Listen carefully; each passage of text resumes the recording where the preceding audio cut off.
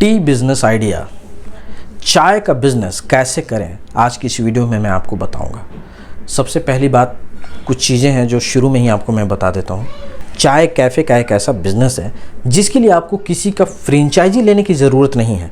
कारण पूरे इंडिया में कोई भी ऐसा ब्रांड नहीं है, मैं खुल के बोल रहा हूँ, कोई भी ऐसा ब्रांड नहीं है जिसके नाम पर आप चाय पीने के लिए जाइएगा।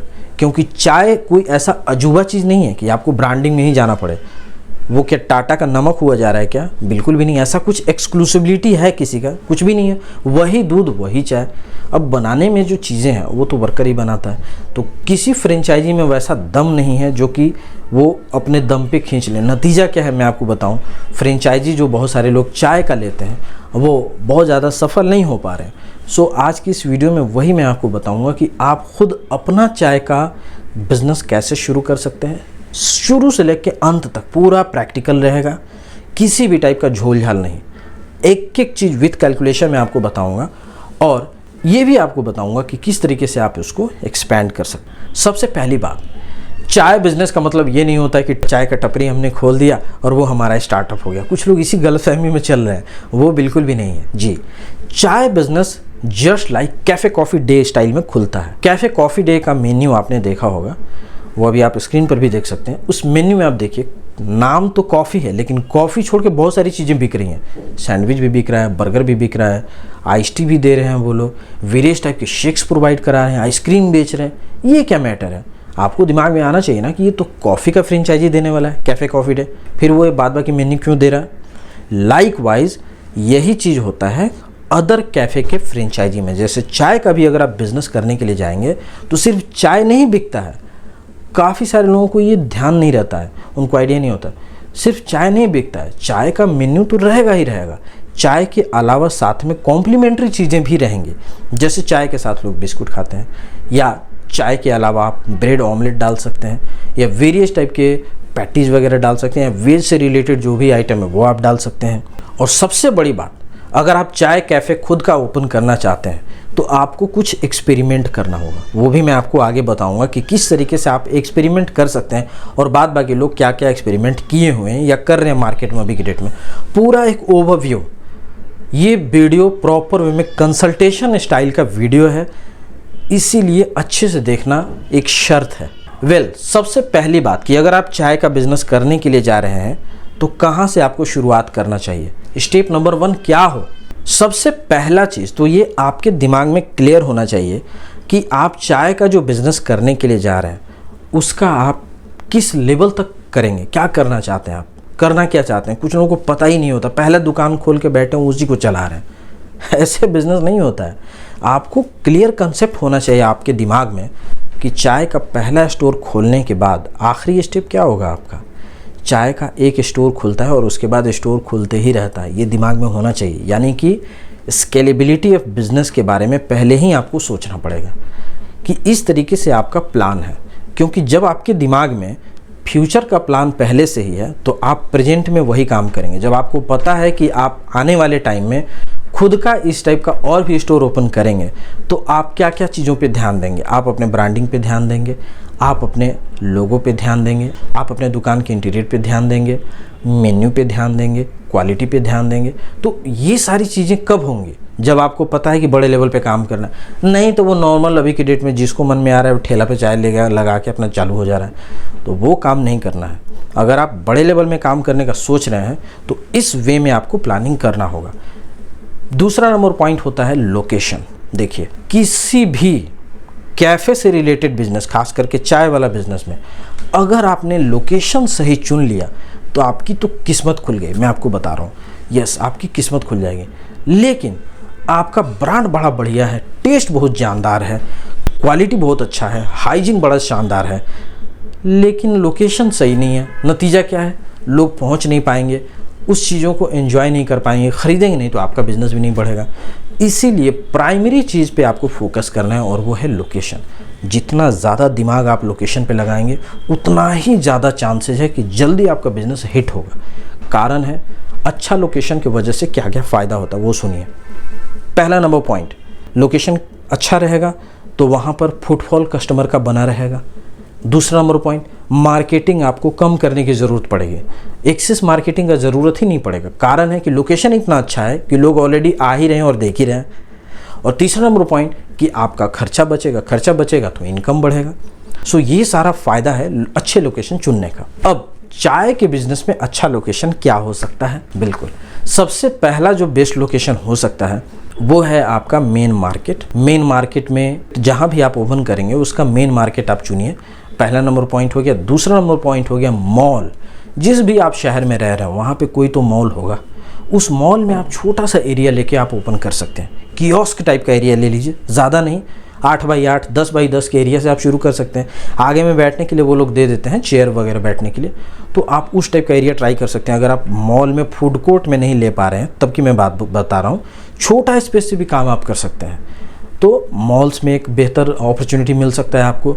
नेक्स्ट हो गया इसमें जो अदर लोकेशन हो गया, जैसे रेलवे स्टेशन के आसपास का एरिया हो गया, कॉलेजेस के आसपास का एरिया हो गया, या एयरपोर्ट के आसपास का एरिया हो गया, या आपका टूरिस्टिक कोई प्लेस है तो टूरिस्टिक प्लेस के आसपास का एरिया हो गया, या कोई मंदिर है या इस टाइप का कुछ रिलीजियस स्पॉट है तो आप वहाँ के आसपास के एरिया में भी आप ओपन कर सकते हैं। चूँकि चाय वेजिटेरियन है तो इसमें कोई दिक्कत भी नहीं है, लोग कहीं भी ओपन कर सकते हैं।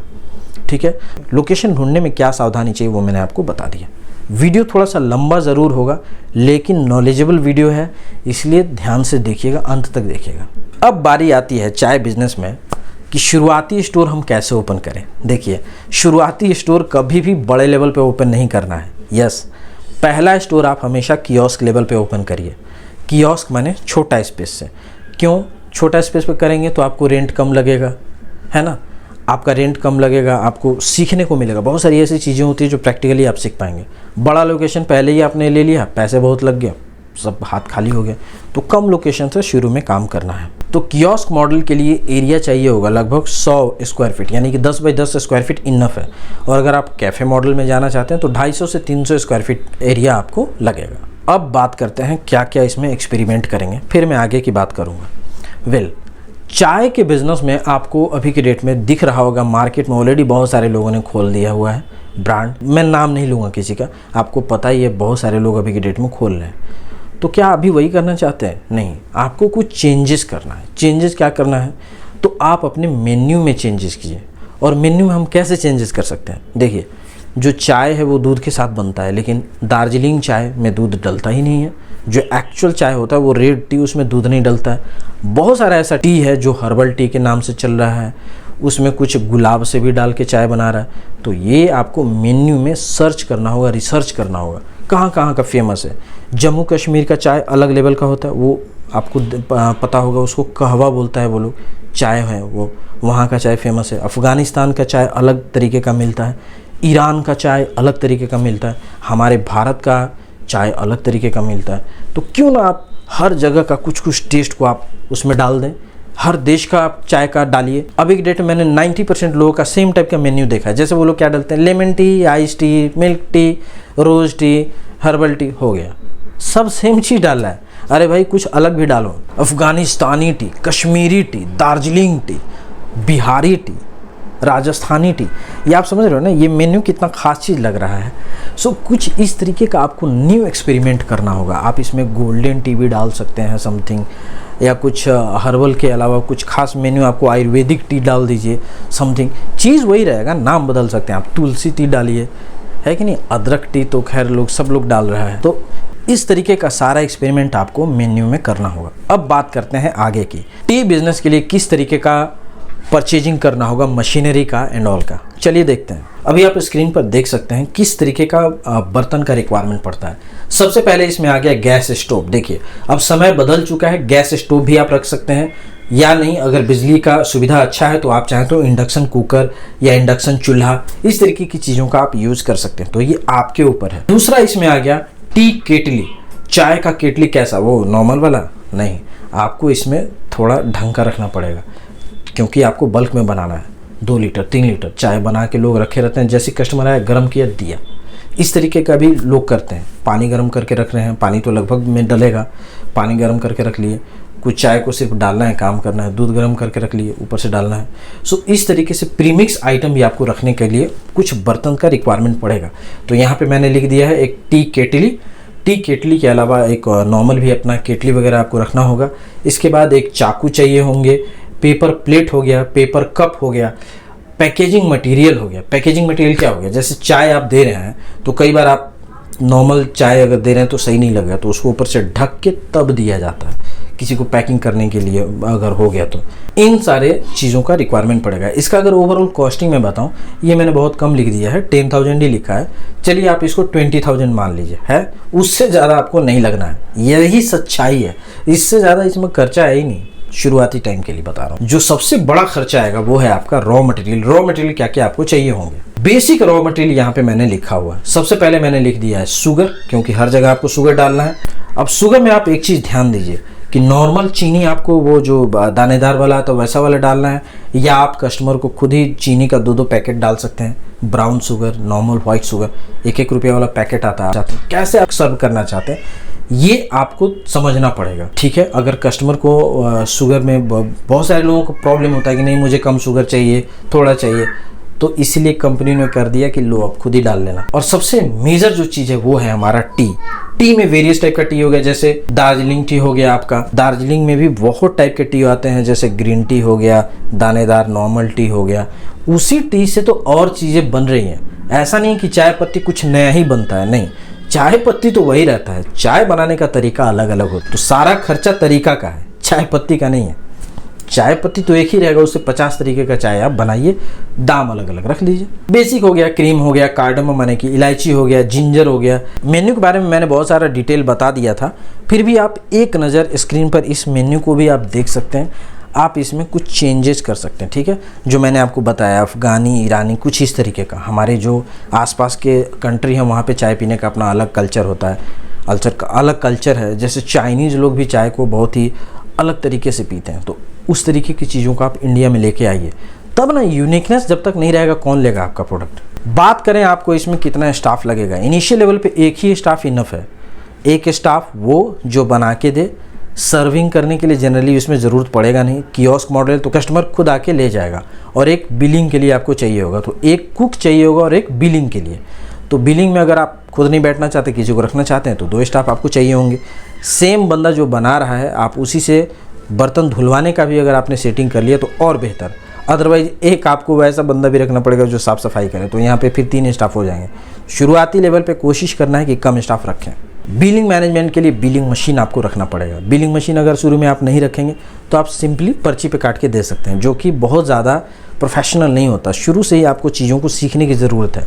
उसके लिए एक बिलिंग सॉफ्टवेयर का एक मशीन आता है, वो परचेज़ कीजिए और उसमें आप करके दीजिए, तब आप अच्छे पैसे ले सकते हैं ग्राहक से।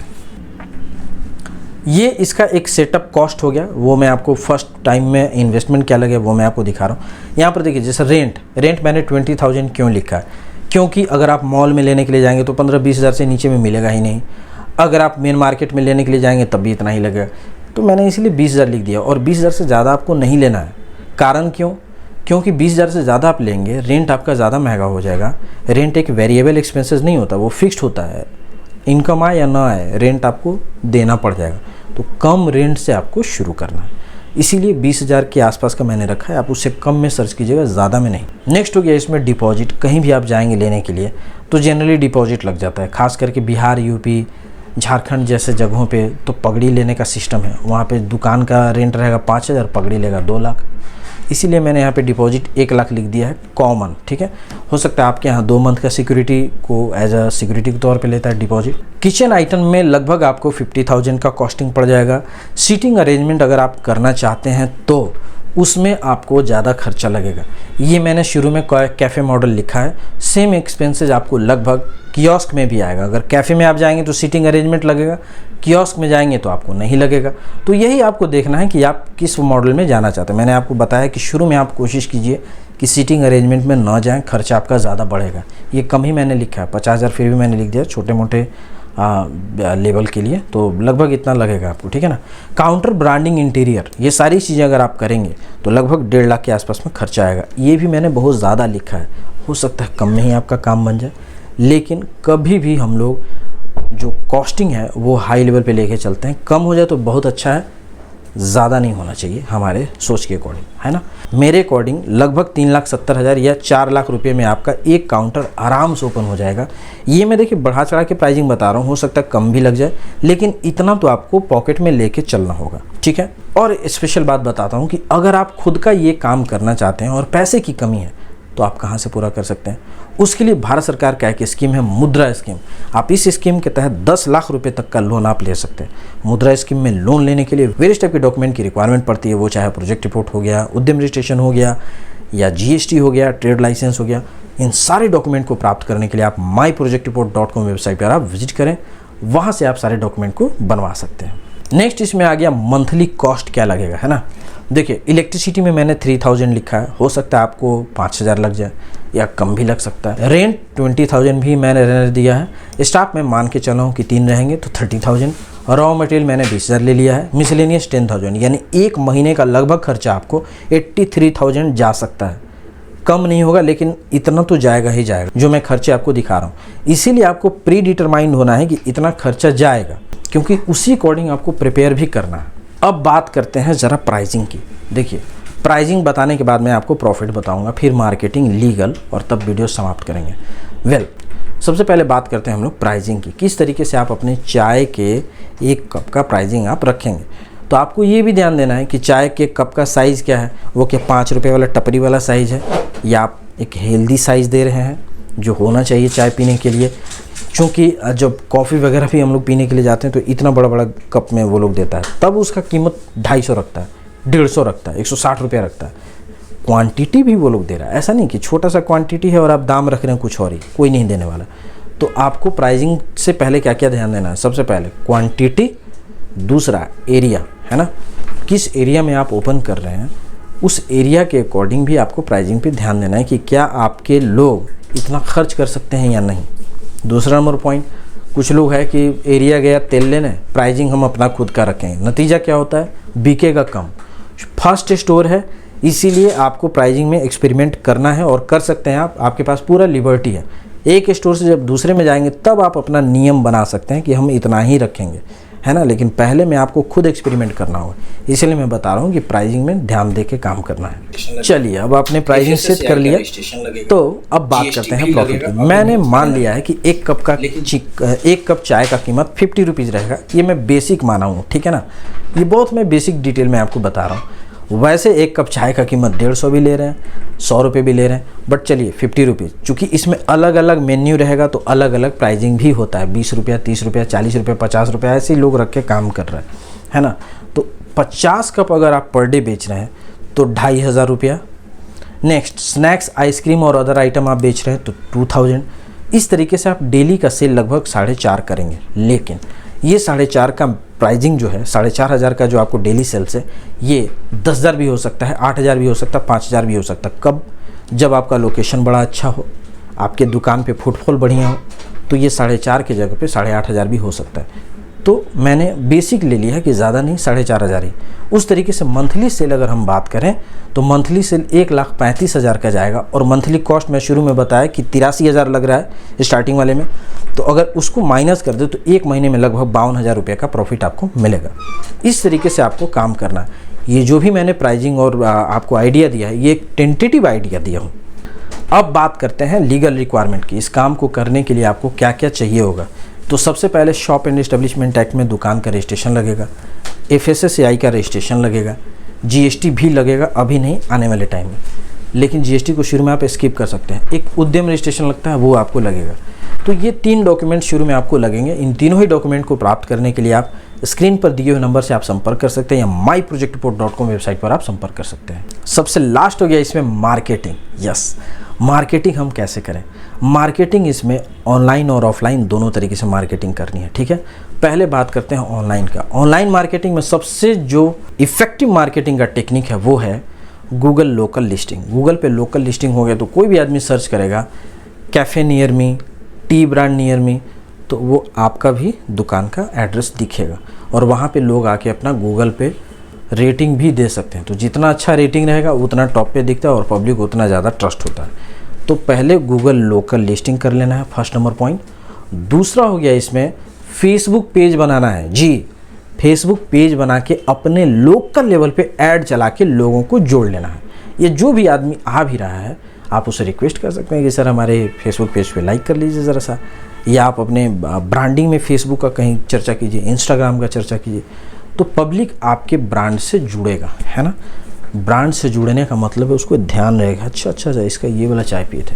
तो इसीलिए फेसबुक मार्केटिंग, इंस्टाग्राम मार्केटिंग, और आप चाहें तो यूट्यूब भी। मेरे नज़र में यूट्यूब उतना इफेक्टिव नहीं होगा, इसीलिए फेसबुक, इंस्टा पे ज़्यादा आपको फोकस करना है। नेक्स्ट इसमें आता है tie up with food delivery app, जैसे जोमेटो हो गया, स्विगी हो गया। जनरली तो 2 ही चलता है अभी के डेट में इंडिया में। वैसे तो फूड पांडा है, ऐसे बहुत सारा होगा, लेकिन 2 ये ज़्यादा फेमस है। तो आप इन दोनों पे ही लिस्टिंग करवाइए, क्योंकि ऑनलाइन बहुत ही अच्छा सेल देता है। जी, तो ऑनलाइन आपको ज़रूर लिस्टिंग करवा लेना है, चाहे जैसे भी आपको कराना पड़े। इतना करने के बाद ऑफलाइन में बहुत ज़्यादा करने की ज़रूरत नहीं है। ऑफलाइन में जब आपका ओपनिंग होगा, ओपनिंग के टाइम में ज़रा सा इधर उधर पैम्पलेट बांट देना है, 1-2 जगह होर्डिंग बोर्डिंग लगा देना है, ताकि एरिया के लोगों को पता चल जाए अच्छा यहाँ पे कुछ खुला है। ठीक है, इसके अलावा ज़्यादा मार्केटिंग करने की ज़रूरत नहीं है। एक मेन्यू आपको प्रिंट आउट करवा लेना है और जो भी आदमी आएगा वो मेन्यू देख के वो ऑर्डर करेगा। सो लगभग यही चीज़ें शुरुआती में ज़रूरत होती हैं। आप इसको बहुत ज़्यादा हाई फाई करेंगे तो यही 5 लाख का चीज़ 50 लाख में खुलेगा, 20 लाख में खुलेगा, जो आज की डेट में कर भी रहा है। फालतू में बड़ा स्टोर खुलवा दिया, बिकने को तो 5,000 रुपया नहीं है। इसीलिए मैं बता रहा हूँ कि कम से शुरू करना है और धीरे धीरे आगे बढ़ना है। सो उम्मीद है आज का ये एक्सटेंसिव और इतना डिटेल्ड वीडियो आपको पसंद आया होगा। आप अपना राय भी दे सकते हैं, कमेंट के नीचे मुझे बताइए कौन सा पॉइंट मेरे से छूट गया, या आप उन पॉइंट्स के बारे में क्या सोचते हैं। पूरा वीडियो देखने के लिए आपका बहुत बहुत धन्यवाद। Thank you so much. Take care, bye bye.